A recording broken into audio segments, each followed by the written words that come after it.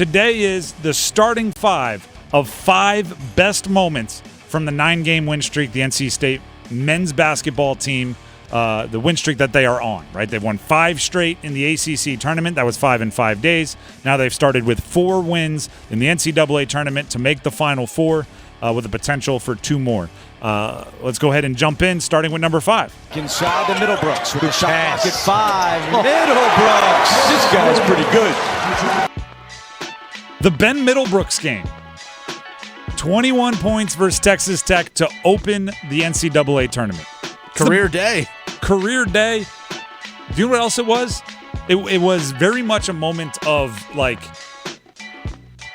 you're holding your friends back. Like, you actually know what it is. You know the moment where a giant play is made on the basketball court and you see everyone on the bench, like, leaning forward but with their hands out to hold back the other players on the bench from going on the court? It's like, lean back. Also known as the hand that your mom used to use when she slammed on the brake to reach across. Yes. Also known as the hand that you use when you slam on the brakes and you have a pizza in the passenger seat, and just the little reach out to make sure it doesn't fall. You're speaking my language. There was that going before the game against Texas Tech, because it was before you fully buy into NC State. Let's see if that magic from the ACC tournament translated, right? Before you go all in, before you let your hopes and dreams run wild, hold. Let's see if the time off between the ACC tournament and the NCAA tournament allowed it to wear off. And then in that very first game, Ben Middlebrooks had 21, and it's like, oh, never mind, go right ahead. It's still going on. If Ben Middlebrooks is scoring 20+, whatever pixie dust was sprinkled onto NC State is still in effect. Go ahead. And then the other thing that it was very much a, like, oh, this team is built in a way that they're going to need contributions from everybody, and kind of everybody's ready to step up, right? Ben Middlebrooks comes off the bench to score more points than DJ Burns. That right there shows, A, the team is ready for it. The team will, all right, yeah, if it's Ben's day, it's Ben's day. B, they're aware enough that if somebody has it going, they maybe don't have the firepower to turn it down, right? Like, oh, if he can give us 21, we can't afford to pass up a 21-point game from anybody. Get in there, Ben. One of my favorite moments, like, to break it down to one moment, he caught it on, like, the left short corner, so, like, halfway between the box down low and the corner 3. He gave a little jab step, little spin, little half move, went baseline, and then went up and under to the other side of the bucket. And literally, I was sitting there going, like, whoever I was watching it with, did you know he could do that? When did Ben Middlebrooks learn how to do that? And then a couple plays later, he went for it again and got fouled. And I'm going, I guess Ben Middlebrooks is just that guy now. I guess he's now a scorer. He's got finesse. He's been a bull in a china shop all season, and that's been good role. That's been a good role for him. But now he's just a scorer.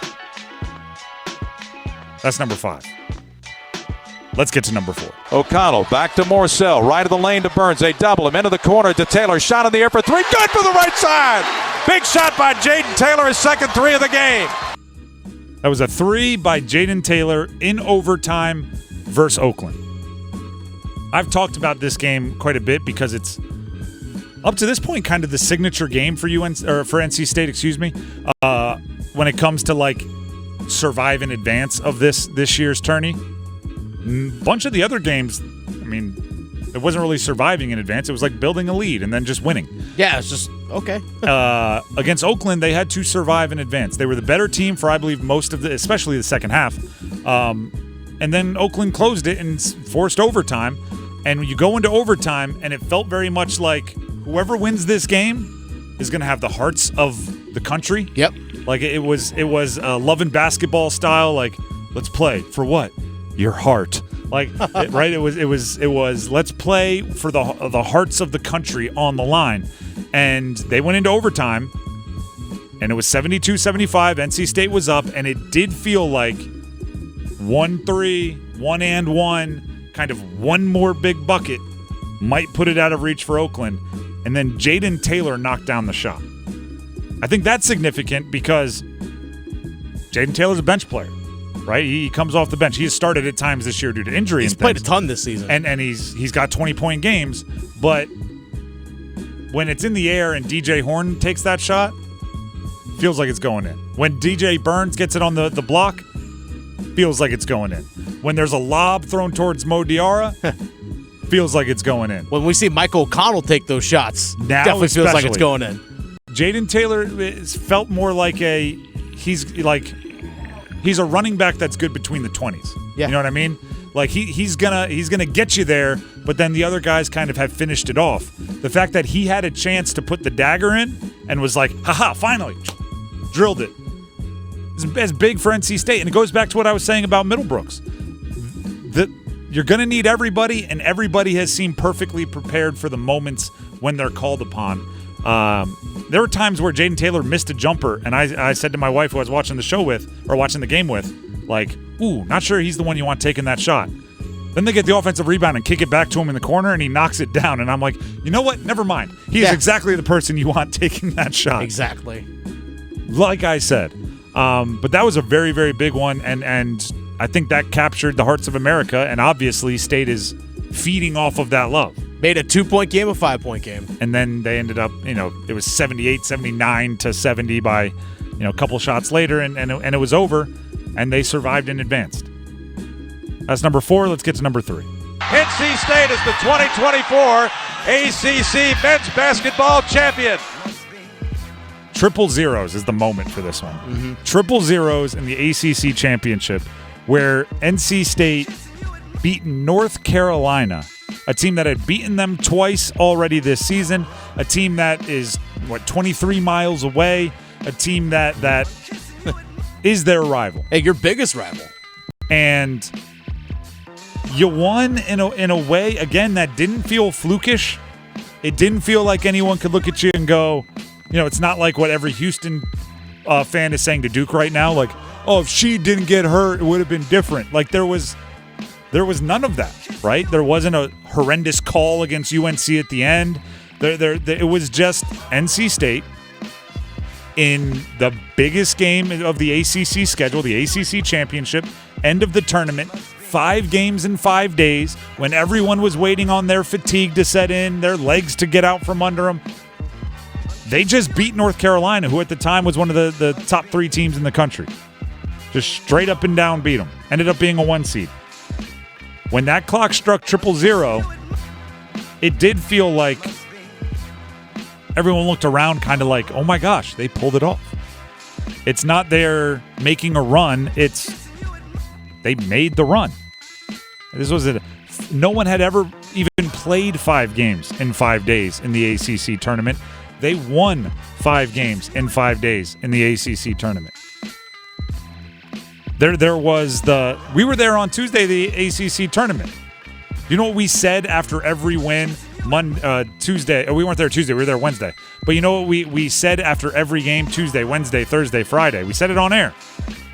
I bet you there's a bunch of NC State fans booking hotels and driving down for tomorrow's game, right? I bet you there's a bunch of NC State fans canceling some plans and making a Friday trip down to D.C. And do you know what is the dirty little truth about that? What's that? Those fans weren't already there, right? They didn't believe in them until okay, well, if they make it to Thursday, we'll go watch them play. All right, if they make it to Friday, we'll cancel our plans and go watch them play. All right, they made it to Saturday. I guess they must be legit. We'll go watch them play. Even your own fans, wasn't a lot of belief in that gym on Tuesday when they're down 12 to Louisville. The UNC win was very much a culmination of, oh my gosh, they actually pulled it off. It was also the first time they could take their foot off the gas for even a couple minutes and look around, right? They could take it in. Because before that, it was like, game at 2 o'clock in the afternoon, you win, great. Game at 6 o'clock the next night, great, you win. Game at 5 o'clock the next night, great, you win. Game at 8 o'clock the next night, whatever the times were, they didn't have a chance to look around, right? If you look around, you were late to getting ready for the next game. So when that hit 000, it was a very, very cool moment. That's number 3. Let's get to number 2. Horn to the line, down the lane, beats Burns underneath, puts it up, good, the foul. 2 more for Burns. He's got 28 points now. I was having this conversation. I had a part with you, Dennis. Yeah. I had a part with Paul, who hosts Next Up every morning here on 99.9 The Fan, 9 to 10. He's our program director. It seems like everybody had a little bit different moment where they thought State had it. You mentioned it was the Oconnell three, right? It was the Oconnell three coupled with the Burns layup because of the Mark Mitchell foul on Ben Middlebrooks where about 3 people hit the floor. To me, that 5-point possession, to me, I think truly was the dagger. I forget what Paul's was, but he said people were telling him when Filipowski fouled out is when state fans went, oh, we got this, right? They're going to have to play a guy that they don't play often. Oh, this is it. I remember a specific baseline spin by DJ Burns where I said, oh, this game is over because State was up, 8 or 10 points. And I realized they could not stop Burns. And I was like, every time they cut it to 6, every time Duke cuts it to 6, State's going to go to Burns on the block, and it's immediately, automatically going to be 8. And I was like, I just don't know how they get closer. I don't know how they close this gap with how much time's left. So everybody kind of had their own time. The Burns and one where it felt like he was cherry picking a little bit. Like he was like, I don't have to get back on. And then he got it ahead of the pack. He took a dribble. He went to scoop it up. Ahead of the pack was not a pun. Ahead of the group, put it up, got fouled, finished it, and big tree fall hard. DJ Burns ended up on his back, kind of pumping himself up, doing the little shimmy on the ground. That moment, I think there was 2 minutes left. That play is when I think everybody, there was no holdovers left going, I don't think State's going to win this one. That was when, whether you thought it was when Filipowski fouled out, the Oconnell three, the layup that I saw, whenever you made the switch, everybody made the switch. That was the nail in the coffin, if you will. The Burns and one. And from that point on, it was kind of a celebration. Yeah, for a few minutes. I don't want to say the guys were out there not focused. They were still, trying to execute well and get buckets. And for some reason, Duke stopped guarding Middlebrooks under the bucket, and they just had a bunch of wide open layups, which I thought was interesting that Middlebrooks never went for the dunk after, the Syracuse game when he tried to dunk it and it didn't go in, and he was hanging on the rim doing the monkey bars thing and then trying to dunk it, and he got called for the tech. He was like, I'll just lay these up. I'm wide open. I'll just lay it up. Yeah. Lesson learned, doink. But there was laughter during every dead ball. There was high fives on the bench. There was good vibes on the bench. They started doing the offense-defense subs with DJ Burns. The and one against Duke. That's what punched their ticket to the Final Four fully and completely. And actually, you know what I'll say? That's what made me send the tweet, right? When you start, when you cover a team and you start to see a monumental victory, you start, rough drafting a couple. Yeah. Here's what I want to say when the win happens, right? Here's survive in advance. No, survive, thrive in advance. Yeah, okay. And this is a DJ Burns magic, right? You start writing it all out, but the one thing you don't want to do is send the dramatic, oh my goodness, they won tweet. And then 10 minutes later, after retweet it, be like, this was too early. Never mind. Sorry. Freezing cold takes already got you. Take it back. The and one by DJ Burns was when you pull your phone out and you have it in draft and you're just like, send. This one's not coming back. This one won't hurt me. And of course it didn't. I think it was actually after that layup was when our boss, Paul, called me. It's like, so yeah, you're going to go to Phoenix. I was like, okay, got it. The game wasn't even over yet. It was the final nail in the coffin. That's the only way to describe it.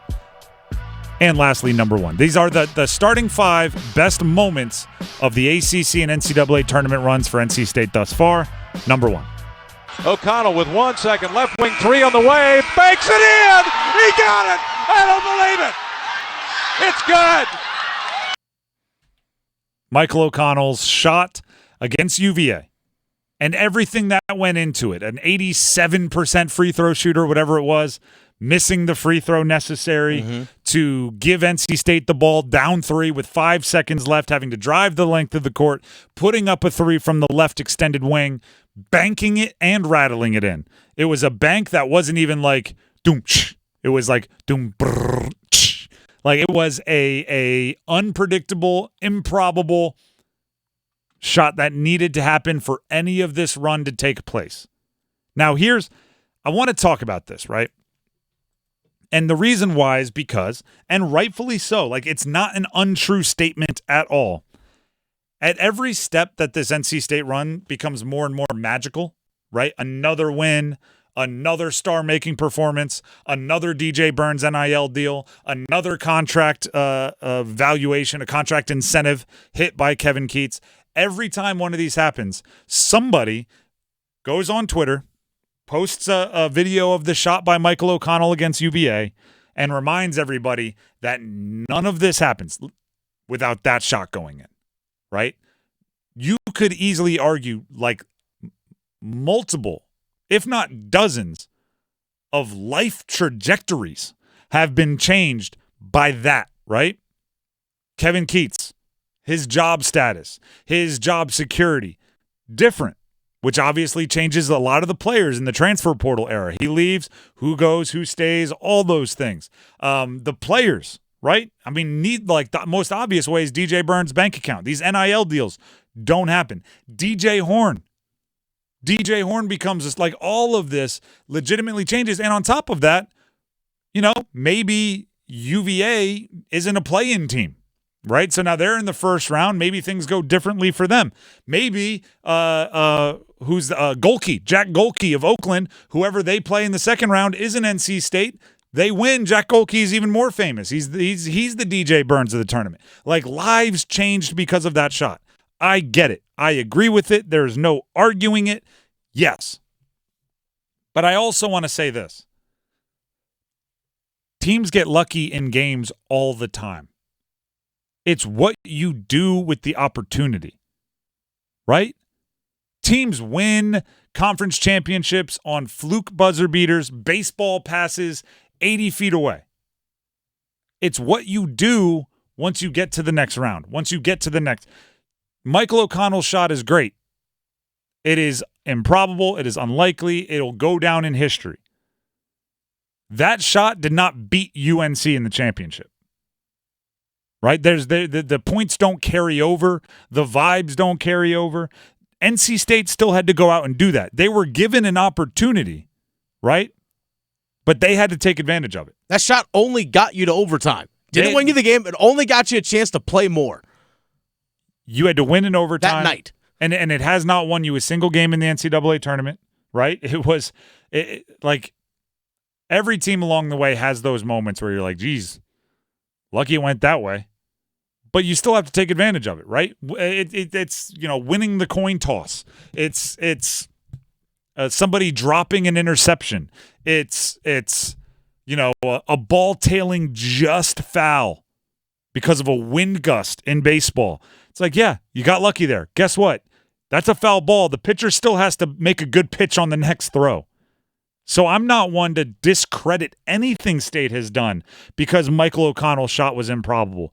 I'm simply saying Michael O'Connell's shot was improbable, man. The chances of it are low. But it went in. And I'll add this. You had to be within 3. Right? You couldn't have mailed it in. You couldn't be, if you're down 6 in that situation, who cares if they mix the free throw? Right? You give credit where it's due. Understand part of the randomness of college sports. Understand part of the randomness of sports in general. But also recognize that Michael O'Connell's shot is not the reason they're in the Final Four. It's one of the many reasons they're in the Final Four. Because, while it's true to say, hey, if this shot doesn't go in, if UVA doesn't miss those free throws, then NC State is not doing this, and it's, all of this doesn't happen. But you know what else is true? If DJ Burns doesn't become unstoppable on the post through multiple weeks, they're not even playing against UVA, right? If they don't have the mental grit and will to come back, even though they're down 12 in what feels like a lost season of week 1, they don't even have a chance to hit the shot against UVA. So, or in game 1 of the ACC tournament, not week 1. It's it's the beauty of sports, man. It's not all predictable. It's why coaches say control what you can control. Everything else, you just got to react. And NC State has been the best team at reacting to the positive breaks they've gotten.